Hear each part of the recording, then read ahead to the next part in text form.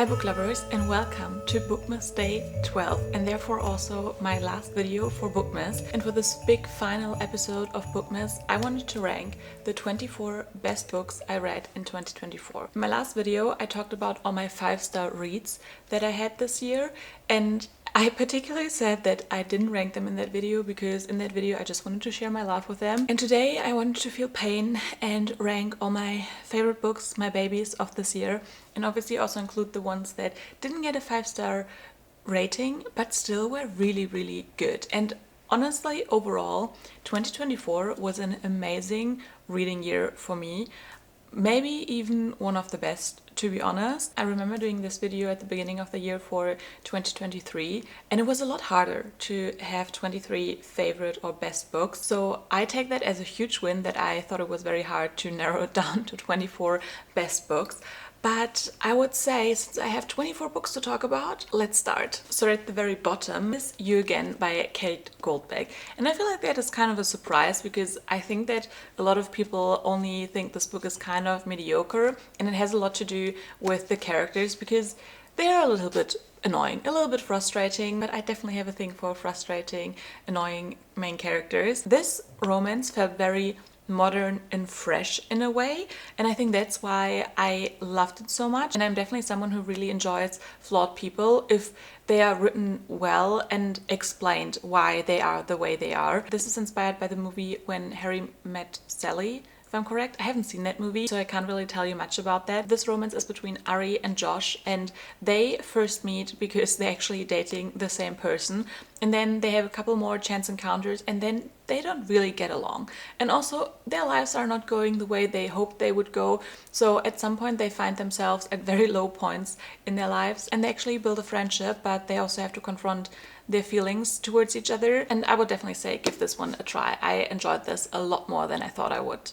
Next up, I have Fake Out by Stephanie Archer, and this was one of the very first books I've read this year. The Fake Out by Stephanie Archer is just a very fun fake dating hockey romance that I would say doesn't really bring anything new, but it just took a classic romance and did it so well. And I enjoy the series in general. I feel like it is equally sweet and spicy. Next up, I have The Invisible Life by Eddie LaRue by V.E. Schwab, and I feel like this is almost a classic now, and I'm so glad that I got to read it this year.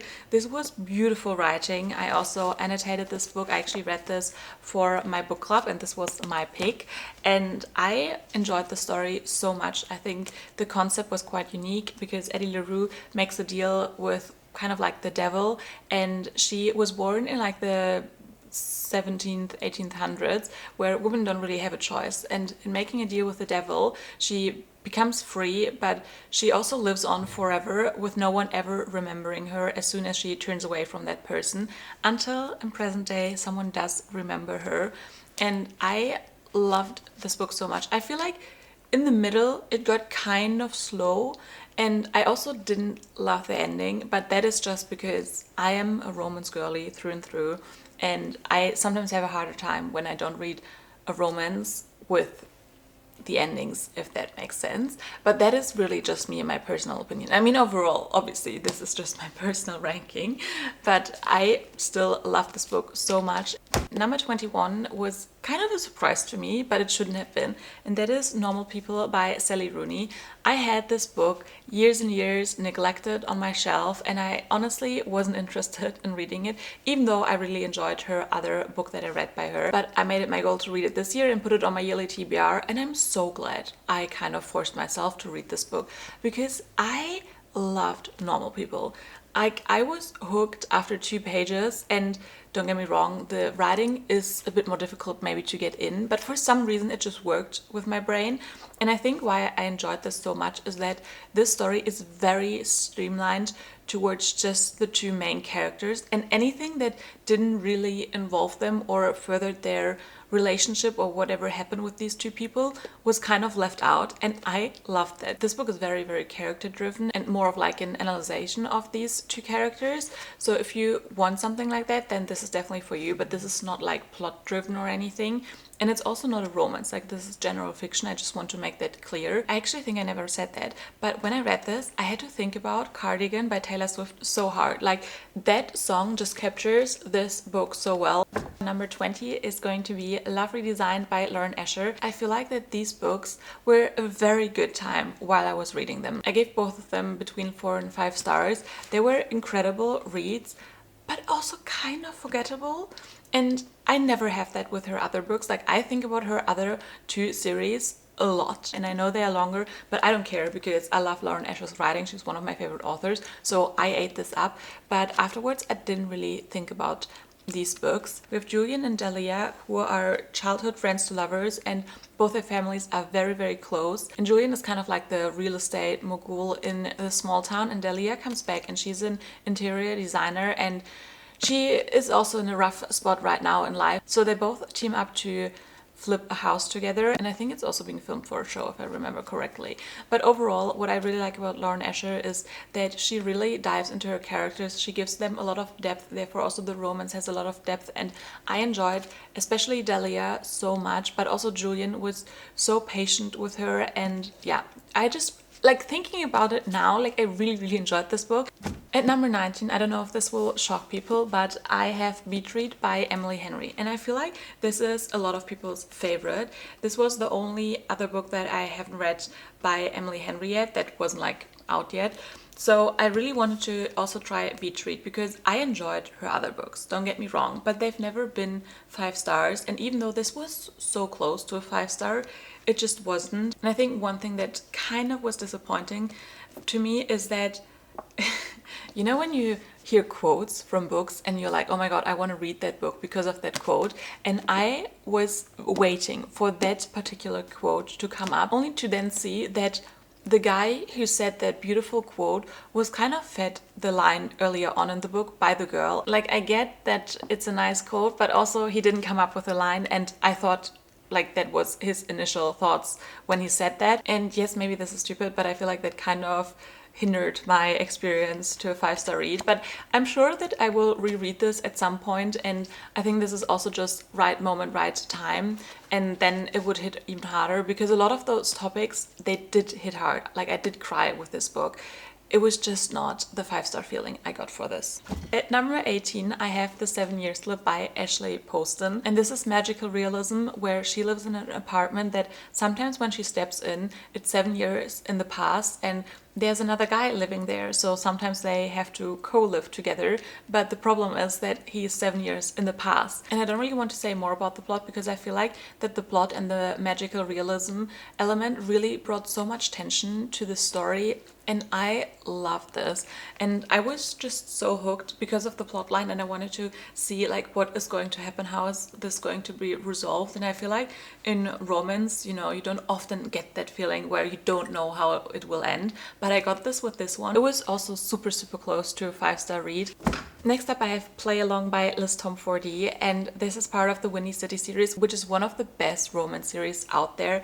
It is so incredibly good. It has one of my favorite reads of all time, and Play Along came very close to The Right Move, which is my favorite. It definitely had all the elements for me to be like a 5-star read. It had Marriage of Convenience, where they both drunkenly get married in Vegas and they have to stay together because they both work for the team. He's the baseball player and she is like a sport medical assistant or something like that. So they stay married, and also she has kind of a hard time to get close to people, so she asked him to help her get like comfortable with physical touch and everything, and he was gone for her for years, but he thought she was unavailable because she was engaged and therefore didn't try anything. But now that he has a chance, he's doing everything to win this woman, and it was so good.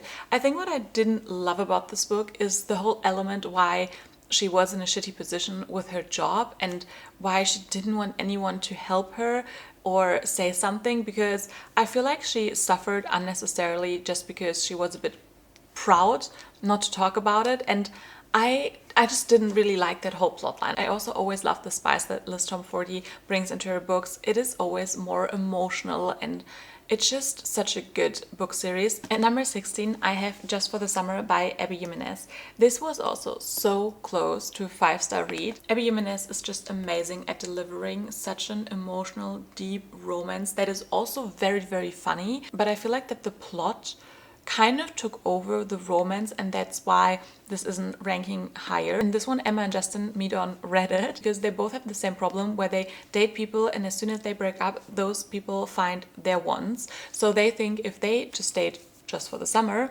then break up, that they would be able to find their one and kind of like cancel out each other's curses. However, obviously, when they start dating, they seem to like each other a lot more than they initially thought, but they're both dealing with a lot of stuff from their personal life, and I loved how they showed up for each other. Justin was just one of the best book boyfriends, but as I said, I feel like that also those problems kind of took over a little bit, and I wanted even more romance, if that makes sense. Like, I could have had 100 pages more for this couple and I would have been so happy. I love how unique Abby Jimenez writes her characters and their relationships. Like, all of them seem to fit so perfectly and they're so right for each other, but they're not all generic. Like, they're not all the same. Like, the dynamics and everything are very different and suited towards the couples, and that's why Abby Jimenez is just one of my favorite authors. Number 15 and 14 are the last two books that don't have a 5-star rating, and I'm kind of shocked, and I'm also going to talk about them together because to me they're really interchangeable. They're both from the Daisy Hates series. I actually have like the German version of the first Daisy Hates book here because my original copy that I read is with a friend, because I share my love for books with my friends. I would highly suggest don't read them without the Magnolia Parks universe. You get so much more out of these books if you read them all in the correct order. So you would start with Magnolia Parks, read the second Daisy Hates book, then go back to Magnolia Parks, The Long Way Home, and then read Daisy Hates, The Great Undoing.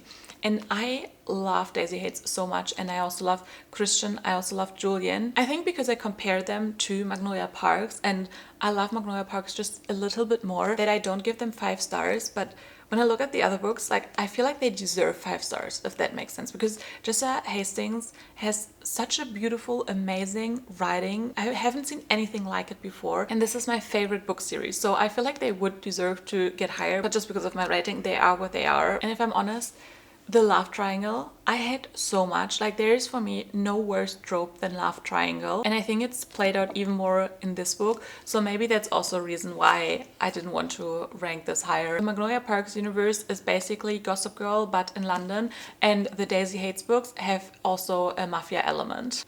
So on the bottom of my 5-star reads is Wildfire by Hannah Grace. This book just made me very happy. It had a lot of elements that I absolutely loved. We have Aurora and Russ, who kind of have like a one-night stand at a college party. He's a college hockey player, but what I really like about Hannah Grace is that even though her main characters are hockey players, they're not super focused on like hockey, because in this one they both end up being camp counselors for summer camp, and therefore you have a lot of forced proximity and not a focus on hockey.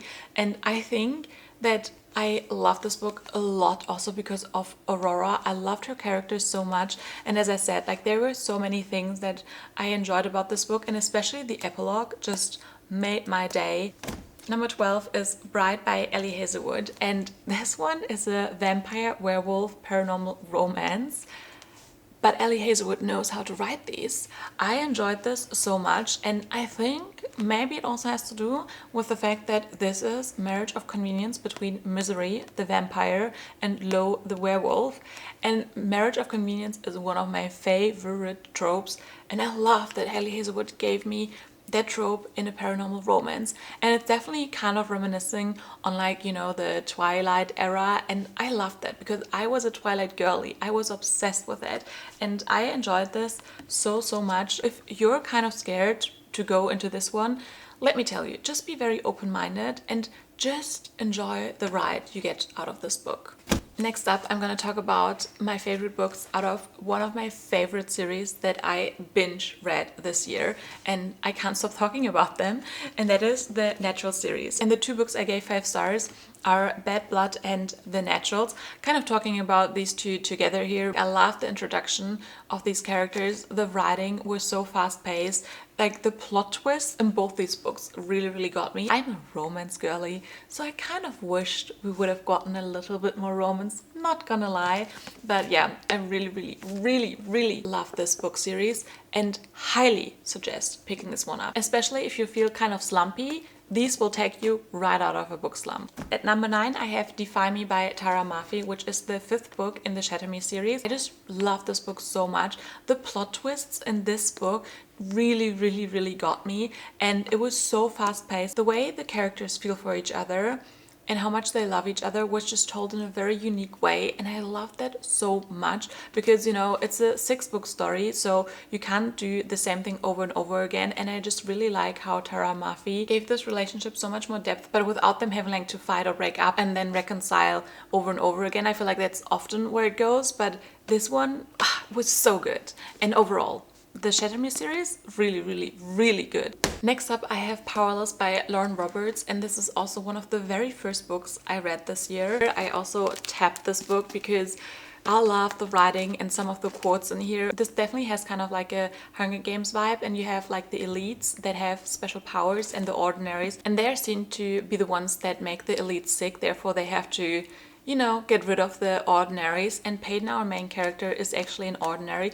but because her dad taught her how to be aware of her surrounding and very perceptive, she hides being a psychic, and because she rescues the prince, she ends up being in the competition in the purging trials with also the prince, and the prince is also the enforcer who has to execute all the ordinaries that they find. So they are enemies. They're true enemies, and I love their story. I love this romantasy. I love the banter, and yeah, this book is very good, and I feel like this is also a good one if you haven't read a lot of fantasy or you want to start with fantasy. Next up, we have God of Fury by Rena Kent, and I would have never thought that a dark romance book could make it on my favorites list, because I enjoy dark romance here and there, but mainly for the entertainment, because they are often just very out there and not something that I would consider ever being like truly romantic. Just had this perception that a dark romance can't be a 5-star read, but God of Fury taught me wrong. And wow, this book was so emotional, a lot deeper than I thought. I cried so much reading this book. Why I also loved it so much is that it's actually not that dark. I mean, it definitely explores darker themes, but the male characters aren't like deeply morally gray. They're not like psychopath or anything. So if you like dark romance or want to try out dark romance, I just highly recommend that series, and especially God of Fury. At number 6, I have Heartless by Elsie Silver, and this one was so good. Willa and Kate are just superior. They're one of my favorite couples. I love Willa to my core. I want to be like Willa. It is so good. And this doesn't even have like tropes that I usually would go for, because it's single dad and nanny, and I don't really love that too much. But in this one, I also really enjoyed the age gap. I mean, it's not too big, but it just really worked. I feel like everything in this book just really worked for the couple. That brings me to my top 5 reads of the year, and oh my god, it was so hard to decide. But at number 5, we have Funny Story by Emily Henry. This is my favorite Emily Henry book, and that is unexpected because Miles is not the typical book boyfriend that I would fall for, but wow, did he deliver. I mean, yes, was he kind of a mess and not, you know, the driven successful guy that we usually see, but I still loved him so much because he showed up for Daphne, and I loved their relationship. And I mean, they were both in really tough spots. The things that Miles did for her, I just can't. And also there's one scene where they kind of get physical, and the way they get overwhelmed by what they're feeling, like, oh, I loved it so much. I also cried a lot in this book because Daphne's journey just really touched me, and I really want to reread this and then also annotate this book. Nothing more to say about this, just that I really love this book. My last top 4 books was so hard to decide how to rank. So really, I feel like they all deserve first place. And at number 4, and it hurts me, but at number 4, we have Heartless Hunter or The Crimson Moth. This book was so good. If you like enemies to lovers, read this book. Like, this was one of the best enemies to lovers stories I've ever read. They have so many reasons why they shouldn't fall for each other, and they still do. But those reasons still exist. And by the end of the book, you're like, how will we resolve this? And I can't wait for the second book in this duology to come out in February. Oh my god, I am so excited because I think about these characters so often. I love them so much. I love their journey. In this world, witches are banned because they're kind of considered evil. Therefore, they have witch hunters. And our main character, Ruth, is actually a witch, but she hides in plain sight. And she kind of plays this very naive, spoiled, rich girl that, you know, hosts a lot of balls, and she's like ruling society. But at night, she's also vigilante, and she saves other witches. And she's just such a great character. And then you have also Gideon, who is a witch hunter. So they both have their own missions to get close to each other, and they both know that they're being deceptive. And it is so good, the tension in the book. And yeah, please just read it. Third place of best and my favorite of 2024 goes to Magnolia Park's The Long Way Home. Crazy that this one got topped by 2 other books. I feel like I already said everything with the Daisy Hates books. I love this universe so much. Yes, these people are super flawed. They're so annoying. You want to throw the book at the wall. You want to scream at the characters and just shake them to make better and different decisions and not hurt each other over and over again. But at the same time, I love them so much, and nothing ever brings the same emotions than this book series. And I feel like why this didn't get the first place is really just that I hate love triangles so much. My heart rate when reading these books is like up here, and I really have to like take a break after each book and be like, I have to recover from what I just read and what happened in here. I still haven't read the final Magnolia Parks book, but I'm so excited to get to that one. This book series is my absolute favorite. I love it so much. This is third place, but I don't love it less than the other 2 books, just so you know. I'm really scared that this book pile will fall on me, so we're just gonna leave it here. My number 2 is Yours Truly by Abby Jimenez. Part of Your World was one of my favorite books from last year, and I did not think that it would be possible for her to just match that level, let alone surpass that level of perfect romance. But Jacob and Bree just really took something from my heart. Like, this was so good, and I think also their relationship was a bit more unique. The representation of social anxiety was so well done in here, and also how your partner can really help you without needing to experience the same thing to understand.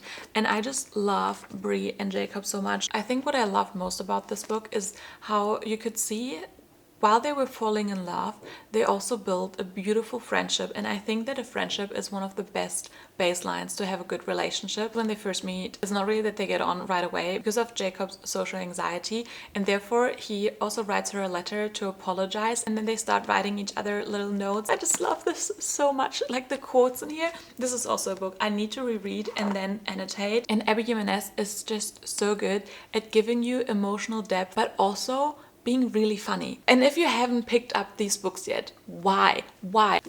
That brings us to my number 1 book of the year, and I am not really surprised. I expected so much about this book. I read the first one last year, and since I read that, I thought about this book, where the characters will go, what will happen, about the romance. My expectations were above the roof. And this book still delivered. And look how thick this book is. And I still wanted more pages. I am so happy that I still have more books to read from this, because this was everything. This was everything I wanted and more. The love declaration in here, one of the best ones I've ever read. And I started ACOTAR because of the romantasy, and I am definitely a romantasy girly. However, I still really also like the fantasy plot in here, and I think that's why this book is such a favorite of mine, that it's not just the romantasy that I love, but I love all the other things. I love the world building in here. I feel like I have so vivid images of this in my mind. I love the found family. I love the side characters. They're all so different. They all bring so much to the story. Like, it's just so good. And I know that I am very late to the game to discover ACOTAR. I know that I'm not the only person who seems to like these books, but I understand now and I want to be in the inner circle. Like, I want to be one of those girlies who are very ACOTAR obsessed because I get it. I get it. They're so good. I have a whole reading vlog where I read just this book, and this is definitely a book I wish I could read for the first time. But yeah, with that, baby, we come to an end. So these were my best favorite 24 books of 2024, all ranked for you because I hated ranking these, but I'm willing to suffer for you guys. And since this one actually comes out on Christmas, at least like the Christmas day in Germany, the 24th, I just want to wish you a very, very Merry Christmas. I hope you have a lovely day. And I know that the holidays are nice, but they can also be lonely for other reasons. So if you're in that situation, feel hugged, and I'm very happy that you chose to spend some time with me. I hope you all take care of yourselves. I'm so happy that I did Bookmas this year. I really enjoyed making all these videos, even though it was super busy and I didn't quite kept up with my schedule all the time. I will do better next year, but this was my first time, so I'm just proud that I did it, and I hope you enjoyed it too. Give this video a like and also subscribe for more bookish content in the future. And that's it for me. I'll see you in my next video. Bye!